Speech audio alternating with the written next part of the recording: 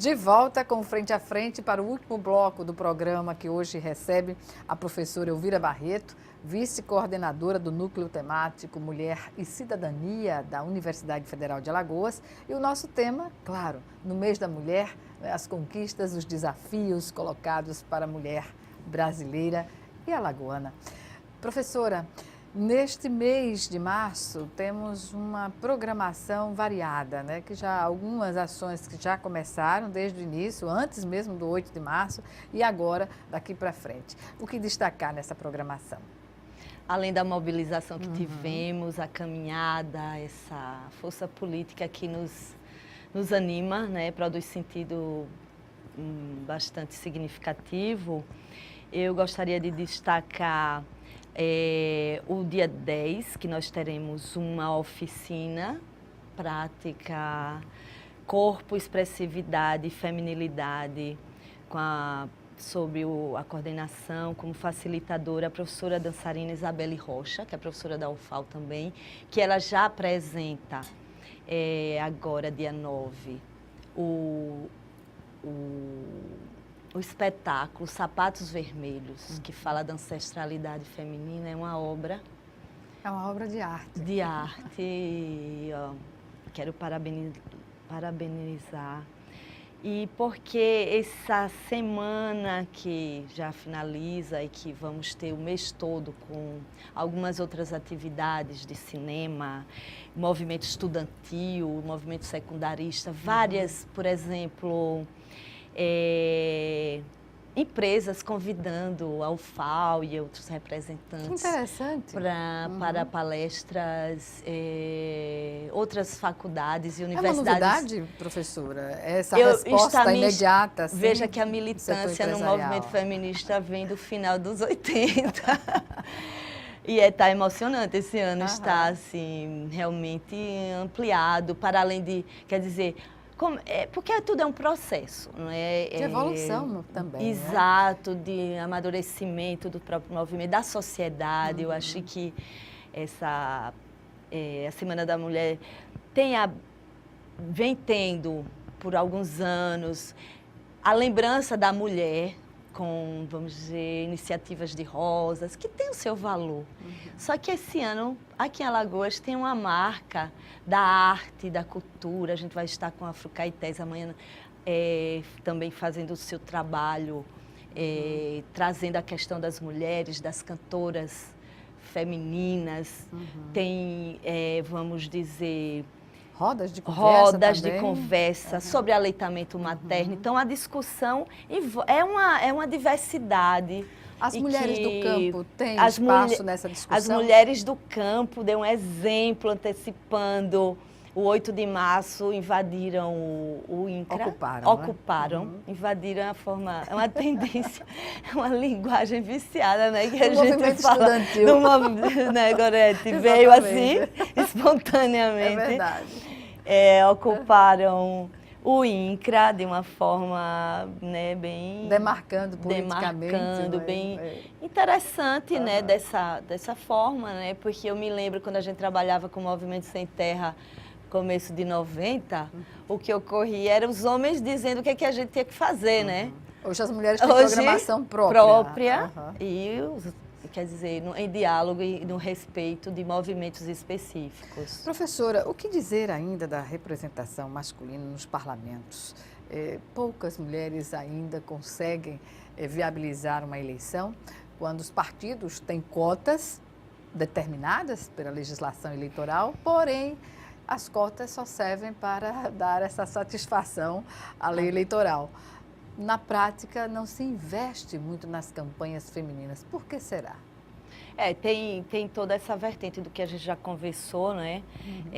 Desse traço androcêntrico masculinista do fazer política, né? Da parte de nós mulheres, nós discutíamos na conferência estadual e seguiu para a nacional o ano passado, a respeito de como formar lideranças, desde tendências na infância, porque o que algumas pesquisas vêm mostrando, que as meninas e meninos numa fase da vida não têm claramente essa repressão de assumir liderança, sabe? Na educação infantil. E às vezes o mito do amor romântico é imposto na educação infantil, que a gente vinha falando. Essa divisão sexual do trabalho tem a ver com a própria, vamos dizer, contribuição, Pois não é, só das famílias. As famílias têm que... Mas começa nas famílias, né? Exatamente. Você não pode restringir uma atividade que um ser humano pode fazer e atribuir isso apenas a um gênero. A dizer que o menino não pode ir à cozinha, que não pode lavar um prato, Exato. que não pode...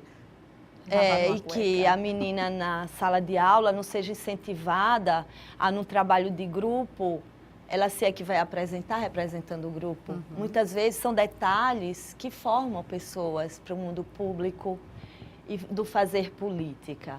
Como estávamos falando, né, um 8 de março que vai se reconfigurando e vai amadurecendo politicamente, vai repercutir na nossa vida enquanto mulheres para um sujeito político. Né? Um sujeito que vai dar sua contribuição à sua cidade, a uma outra forma de exercício de poder, em que a lógica do exercício de poder não esteja pautada naquele poder do patriarca, de que visa derrubar o outro, mas sim de que quer erguer sua cidade, quer superar as adversidades que limitam o desenvolvimento das pessoas por não ter educação, por desviar dinheiro por questão de merenda, por assumir cargos para dar suporte às suas demandas financeiras familiares. E não se envergonha de ver uma cidade e um estado com menor índice de desenvolvimento humano, que é um índice que se questiona em alguns aspectos, mas nós nos deparamos com índices bem reais de analfabetismo. E realmente de morte, sabe? Tanto de mulheres e homens protagonizando mortes, seja deles mesmos, seja das mulheres. Eu penso que esse sentimento e essa consciência da força política que possamos exercer, isso ainda está por vir, mas que vai ser construído. Tal como o 8 de março antes era só distribuir rosa, como a gente tem uma Assembleia, uma Câmara de Vereadores, como no nosso estado, com pouquíssimas mulheres, quem sabe chegaremos lá. Porque hoje a gente tem, eu acho, uma das poucas universidades federais do Brasil que já tivemos 3 mulheres reitoras. É verdade. Isso, e que assumiu posturas avançadas. Até mesmo na greve, de vanguarda. Na greve que foi contra as medidas que restringem as PECs e tudo mais, restringem os recursos para a educação no país, a reitora da Universidade Federal de Alagoas foi a única que não implementou nenhuma medida contrária à manifestação dos estudantes lá no campus. E isso foi uma atitude louvável, colocada inclusive por educadores de nível internacional, elogiando a iniciativa de tentar conviver com uma expressão que é democrática, que não estava ali para destruir o patrimônio, mas para marcar uma posição, não é? Exatamente. E a gestão me chama a atenção particularmente, que há um respeito entre pares, homens e mulheres, quando se negocia ou se tem avaliações ou se tem reuniões do conselho mesmo universitário. Conselho agora cujas reuniões são gravadas e publicizadas, não é?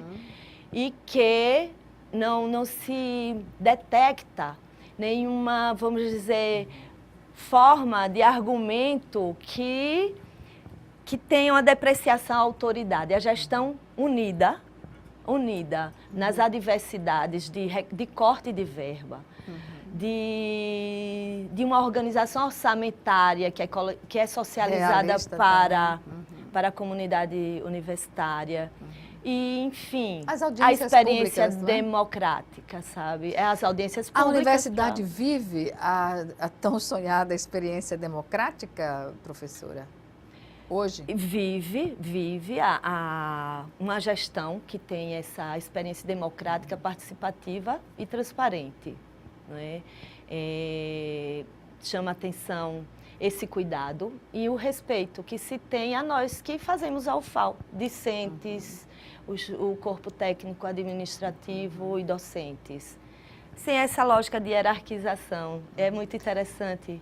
Todos juntos e misturados, né? Mas respeitando-se. E muitos desafios, óbvio, Gorete, e que nós temos que estarmos juntos. Toda a comunidade universitária, que é pública, né, federal, não arrefeçamos a força por diferenças que tenhamos de concepção de gestão, mas não há hora de briga, não é hora de... É hora de somar, né? Esforços. De promover esforços para se conquistar hegemonias, e é hora de uma pactuação para a defesa da Universidade Federal de Alagoas. A defesa da universidade pública e gratuita, de qualidade. E particularmente no nosso estado, que tem uma história de luta desde a sua fundação, em 1962. Certamente. Professora Elvira Barreto, estamos no final da nossa entrevista. Infelizmente, algumas considerações a serem feitas? Eu trago um sentimento para compartilhar, um sentimento de esperança, um sentimento de força do que vivenciamos até agora, tendo como ponto de partida, como mote, como pretexto para irmos às ruas, mulheres, independente de geração, independente de classe social, mas essa força, quando falamos força política, é que sejamos una e valorizemos a diversidade que nos faz ser o que somos, sem pensarmos de que as diferenças precisam ser eliminadas, mas sim valorizadas.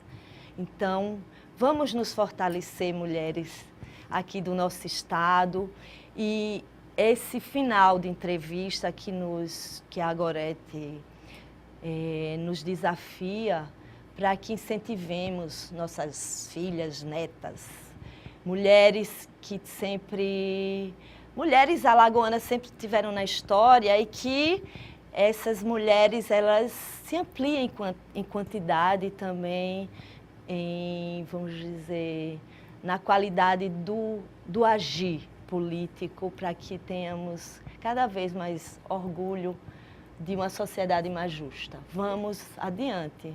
Mais esperança. Justa e igualitária. Igualitária. Obrigada mais uma vez, professora Elvira Barreto, e até uma próxima oportunidade. Muito obrigada. Muito obrigada. Obrigada a você também que nos assistiu. Obrigada pela audiência e até o nosso próximo encontro aqui, frente a frente também com você.